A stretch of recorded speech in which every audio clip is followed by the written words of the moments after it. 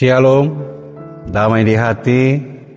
Puji Tuhan, pada hari ini kita boleh berjumpa kembali dalam pemberitaan firman Tuhan, khusus pada kitab Perjanjian Lama, yaitu di dalam Amsal pasal 14 ayat 26 hingga ayat yang ke-35 dalam tema dalam takut akan Tuhan ada kebenaran, ketentraman, dan perlindungan. Oleh sebab itu mari kita satu dalam doa, kita berdoa. Kami bersyukur, kami bersukacita pada hari ini di tengah persekutuan sebagai gereja-Mu yang kudus, am dan rasuli. Kami berterima kasih Tuhan mengantar, bahkan melawat kami hingga saat ini dan di sini. Mengawali segala sesuatu dalam kehidupan kami di sepanjang hari ini. Gereja-Mu hendak merenungkan kembali firman Tuhan. Karena kami percaya di dalam firman-Mu ada berita sukacita yang memperlengkapi hati pikiran kami, bahkan iman percaya kami di dalam nama Tuhan Yesus Kristus. Terima kasih ya Bapa. Di dalam nama Tuhan Yesus Kristus, firman-Mu diberitakan saat ini. Amin. Saudara-saudara, sebagaimana yang disampaikan tadi, bahwa bacaan firman Tuhan pada saat ini terambil dalam kitab Perjanjian Lama, yaitu Amsal pasal 14, mulai ayat yang ke-26 hingga ayat yang ke-35. Demikian bunyinya: dalam takut akan Tuhan ada sandaran yang teguh, bahkan ada perlindungan bagi anak-anaknya. Takut akan Tuhan adalah sumber kehidupan sehingga orang terhindar dari jerat-jerat maut. Dalam besarnya jumlah rakyat terletak kemegahan raja, tetapi tanpa rakyat runtuhlah pemerintah. Orang yang panjang sabar besar pengertiannya, tetapi siapa cepat marah membesarkan kebodohan. Hati yang tenang menyegarkan tubuh, tetapi iri hati membusukkan tulang. Siapa menindas orang yang lemah, menghina penciptanya, tetapi siapa berbelas kasihan kepada orang miskin, memuliakan dia. Orang fasik dirobohkan karena kejahatannya, tetapi orang benar mendapat perlindungan karena ketulusannya. Hikmat bersemayam dalam hati orang yang berpengertian, tetapi tidak dikenal dalam hati orang bebal. Kebenaran meninggikan derajat bangsa, tetapi dosa adalah aib bangsa. Raja berkenan kepada hamba yang berakal budi, tetapi kemarahannya menimpa orang yang membuat malu. Demikian pemberitaan firman Tuhan. Terpujilah Kristus. Amin. Saudara-saudara yang dikasihi di dalam Tuhan Yesus Kristus, kitab Amsal merupakan hasil kutipan dari pengamatan-pengamatan praktis dan kehidupan sehari-hari. Artinya bahwa penulis dalam hal ini Salomo menyaksikan segala bentuk kehidupan di alam semesta, seperti ia berbicara tentang burung-burung, ia berbicara tentang pohon-pohon, dan manusia yang diekspresikan lewat puisi, sajak, serta mengkiaskan atau mengalegorikan suatu peristiwa dalam kenyataan kehidupan sehari-hari.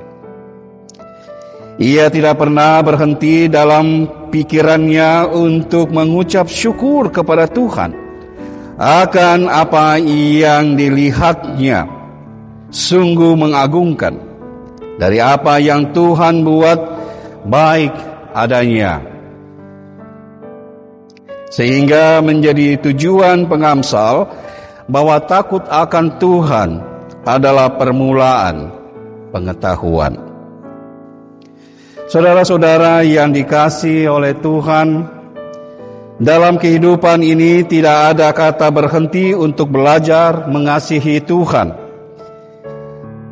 Belajar mengasihi sesama, bahkan alam semesta.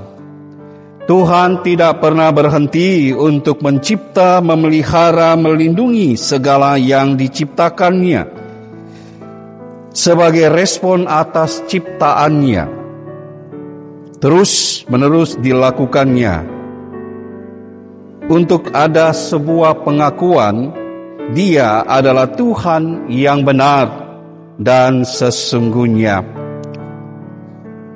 Belajar untuk mengasihi Tuhan merupakan bentukan dari takut akan Tuhan. Karena Dia adalah segala-galanya di dalam ruang dan waktu yang tidak terbatas. Tuhan menjadi sandaran teguh. Artinya bahwa rasa khawatir, bimbang, takut tidak menjadi alasan untuk pasrah kepada keadaan. Tetapi karena Tuhan adalah sandaran dan menjadi sumber hidup yang pasti, maka sebagai anak-anak Tuhan harus dapat menjauhkan diri dari segala kejahatan, sehingga terhindar dari jerat-jerat maut. Ungkapan-ungkapan ini oleh Salomo, sebagaimana yang dicatat di dalam 1 Raja-Raja pasal 3 ayat 9b,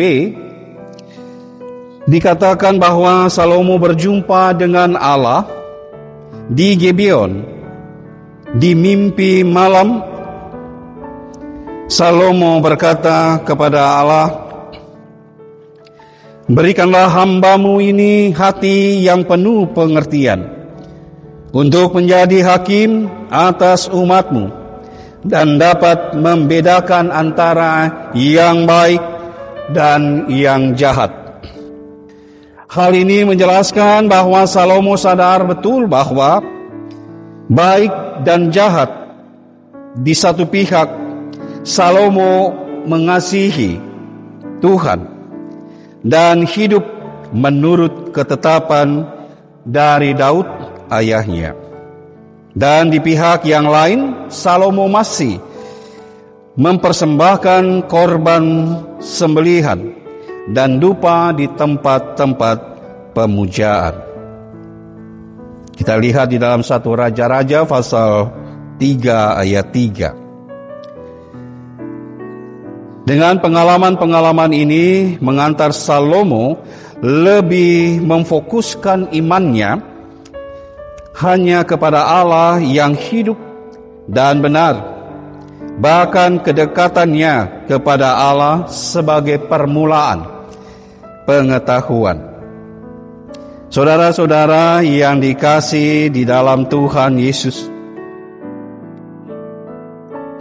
kemudian ayat 28, ayat 34 dan ayat 35 merupakan ayat-ayat yang bertalian dalam suatu relasi antara pemerintah dan rakyat.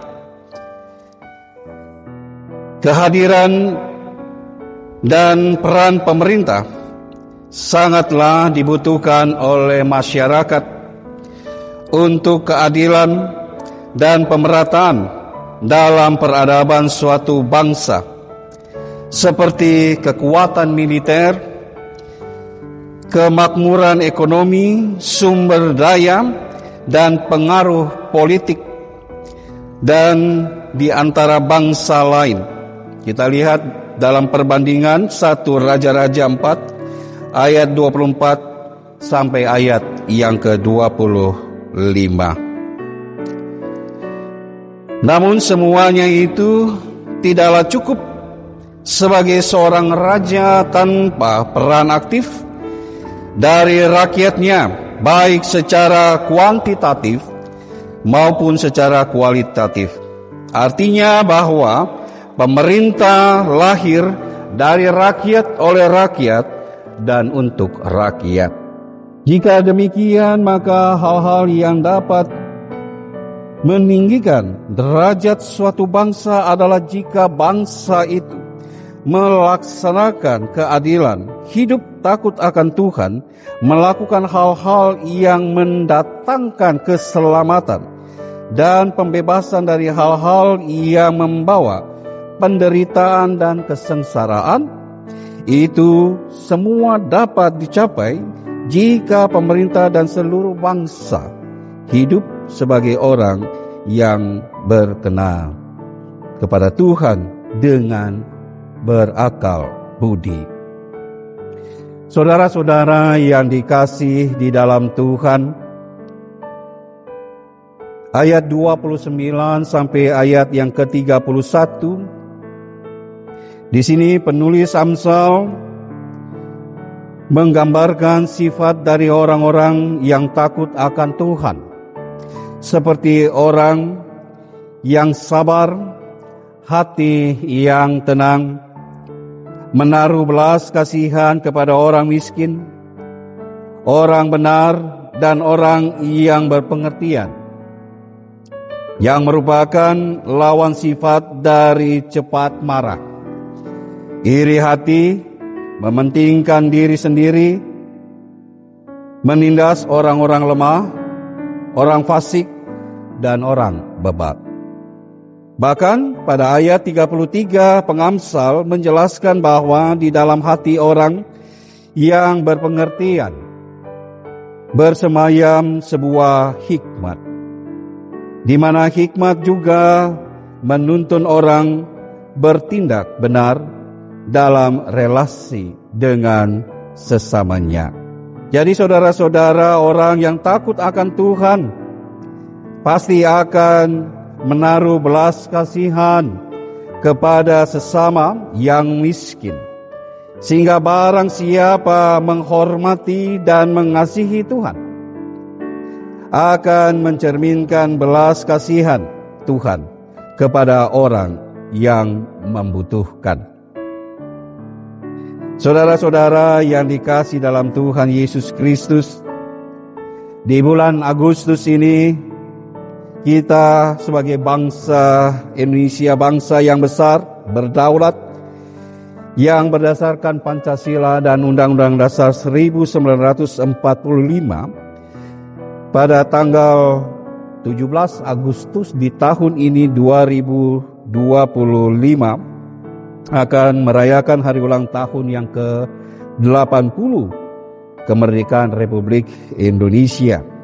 Dengan ucapan syukur atas perkenanan Tuhan, kita bebas dari penindasan karena penjajahan.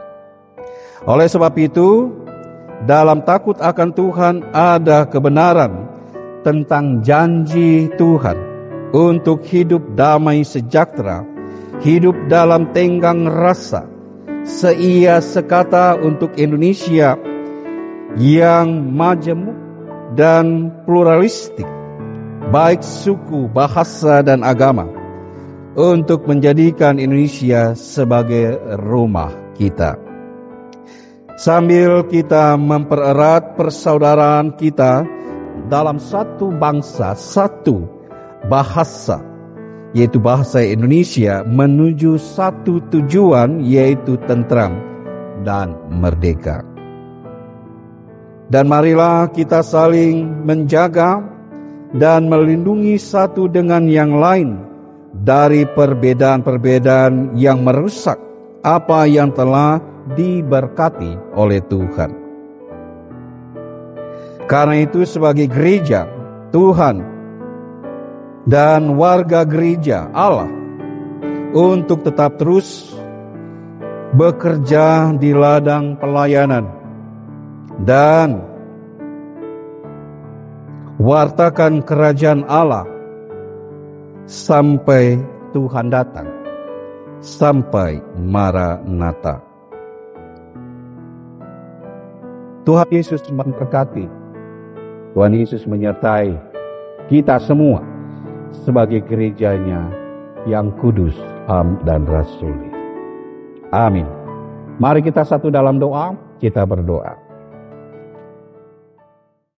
Kami bersyukur, kami bersukacita karena firman-Mu, ya Tuhan, yang memberkati kami saat ini lewat sebuah perenungan tentang kisah hamba-Mu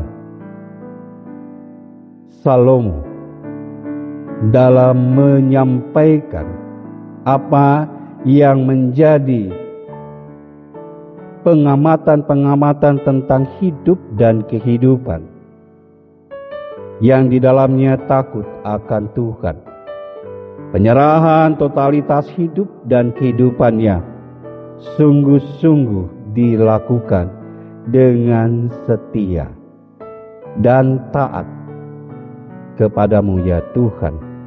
Bahkan di dalam pemberitaan firman, di tengah hidup dan kehidupannya, di tengah-tengah pribadinya, keluarga, bahkan bangsa umatmu Israel, agar semuanya jadi bukan karena kekuatan dan kehebatan dari manusia, tetapi karena perkenanan Allah.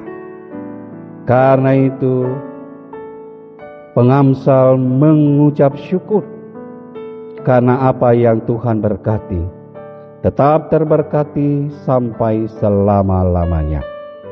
Demikian juga bagi kami, ya Tuhan, sebagai gereja-Mu yang kudus, am dan rasuli. Tuhan berkati kami di dalam memaknai segala firman Tuhan, di tengah-tengah tugas kerja dan pelayanan, agar tugas kerja dan pelayanan kami membawa sukacita, membawa keselamatan, membawa kemenangan bagi semua orang yang datang di dalam nama-Mu, ya Tuhan. Segala keselamatan menjadi bagian perjalanan hidup kami sebagai orang yang memperoleh keselamatan di dalam nama-Mu, ya Tuhan. Bagi bangsa dan negara kami Indonesia, di bulan Agustus tahun 2025 ini, dalam persiapan menyongsong menyambut hari kemenangan pada tanggal 17 Agustus tahun 2025, di usia yang ke-80, Tuhan mengawali dan mengkawali kehidupan bangsa dan negara kami dengan agenda-agenda yang akan berlangsung hingga puncak pada tanggal 17 Agustus nanti. Boleh jadi di dalam nama Allah Bapa, Anak dan Roh Kudus. Terima kasih Bapa di dalam surga, Engkau berkati kami semua sebagai gereja-Mu dalam penyelenggaraan ibadah saat ini lewat firman Tuhan. Penyelenggara multimedia Jemaat Gemim Sentrum Bitung, Tuhan memberkati tim ini di tengah-tengah tugas dan tanggung jawab mereka, sehingga kehadiran dan peran mereka bukan semata-mata hanya berdasarkan apa yang menjadi tugas tanggung jawab dalam multimedia ini, tetapi mereka juga boleh menjawab keterpanggilan mereka lewat teknologi yang ada, sehingga nama-Mu, ya Tuhan, senantiasa tersiar, terus terberita di tengah-tengah dunia ini, sehingga dunia pun mengaku bahwa Engkau adalah Allah yang hidup. Terima kasih Bapa dalam surga, kami menyerahkan perjalanan hidup dan kehidupan kami di sepanjang hari ini dalam pemeliharaan dan tuntunan Roh-Mu yang kudus. Terima kasih Bapa, inilah syukur doa permohonan kami. Di dalam nama Tuhan Yesus Kristus. Amin. Demikian ibadah dalam pelayanan firman Tuhan. Tuhan memberkati kita semua. Shalom, damai di hati.